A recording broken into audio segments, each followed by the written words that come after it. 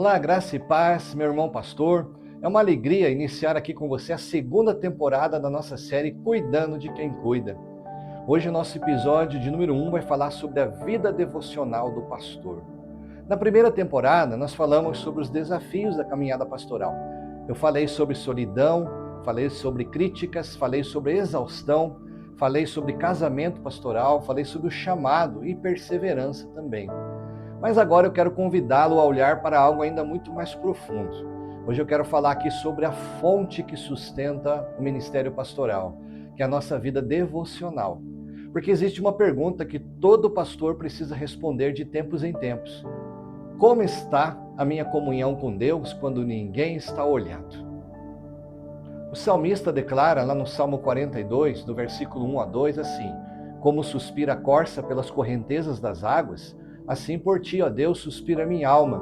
A minha alma tem sede de Deus, do Deus vivo.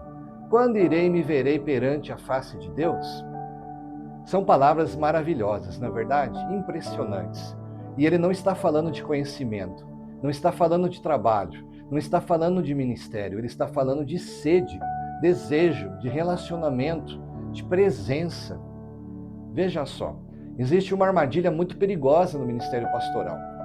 Nós podemos passar tanto tempo preparando mensagens para os outros que deixamos de ouvir Deus para nós mesmos. Nós podemos estudar a Bíblia diariamente e ainda assim deixar de nos alimentar dela. Nós podemos falar sobre oração, mas sem orar. Podemos ensinar sobre intimidade sem cultivar essa intimidade. E aos poucos uma coisa terrível vai acontecer. Continuamos servindo, mas começamos a servir vazios. Nossa primeira reflexão: o perigo de substituir intimidade por atividade. Uma das lições mais difíceis que aprendi durante esses anos é que atividade espiritual não é a mesma coisa que comunhão com Deus. Preparar um sermão não substitui a oração. Ler para ensinar não substitui ler para ser transformado. Pastorear pessoas não substitui caminhar com Cristo. Existe uma diferença enorme entre trabalhar para Deus e estar com Deus. Jesus chamou os discípulos primeiro para estarem com Ele.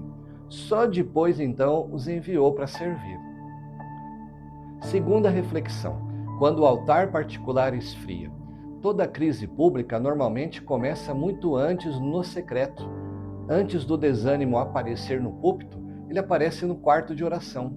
Antes da frieza aparecer na pregação, ela aparece na vida devocional.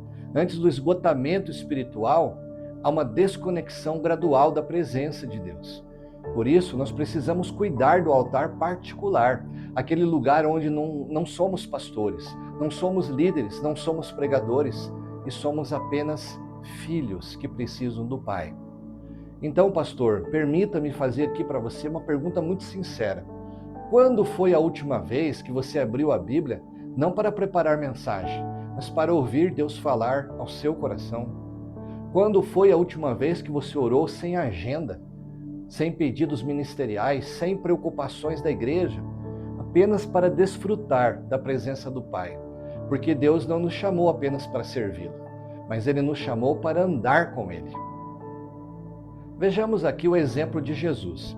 Uma das coisas que mais me impressionam nos evangelhos é que Jesus constantemente se retirava para orar, mesmo sendo filho de Deus, mesmo tendo multidões ao seu redor, mesmo tendo demandas urgentes, ele encontrava tempo para estar a sós com o Pai.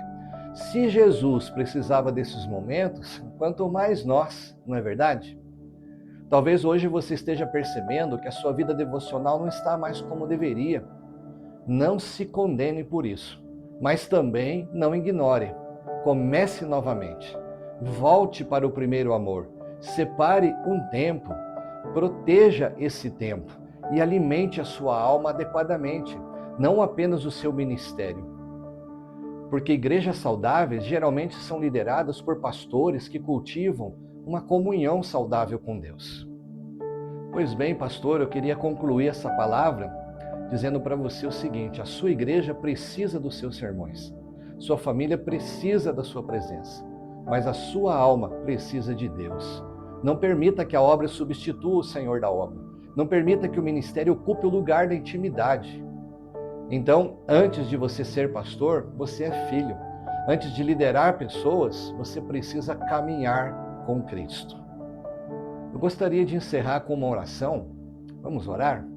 Senhor Deus, eu oro pelos meus irmãos pastores que acompanham esta série.